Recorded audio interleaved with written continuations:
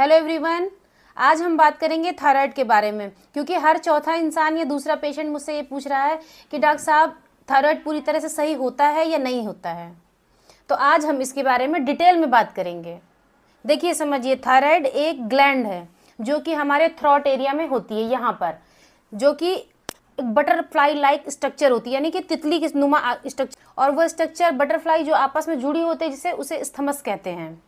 अब एक हार्मोन होता है TSH, यानी थायराइड स्टिमुलेटिंग हार्मोन, जो कि हमारी पिट्यूटरी ग्लैंड से निकलता है, जो हमारे ब्रेन में होती है, वहाँ से निकलता है और हमारे थायराइड ग्लैंड को स्टिमुलेट करता है दो हार्मोन निकालने के लिए, जिसे हम T3 और T4 कहते हैं। T3 यानी ट्राई आइडोथायरोनिन और टेट्रा आइडोथायरोनिन।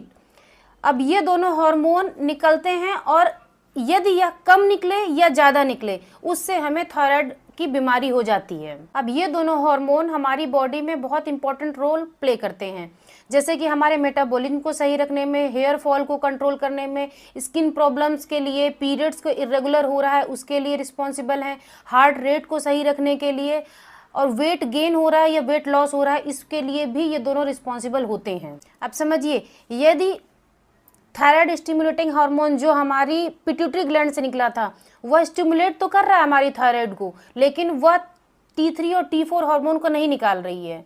और अगर वो दोनों नहीं निकल रहे हैं या कम निकल रहे हैं तो आपको हाइपोथायराइडिज्म हो जाता है। और यदि वह अधिक निकल रहे हैं, T3 T4 अधिक निकल रहे हैं, जितना स्टिमुलेशन हो रहा है उससे अधिक निकल रहे हैं, तो आपको हाइपरथायराइडिज्म हो। अब ये भी बात आप समझिए कि आप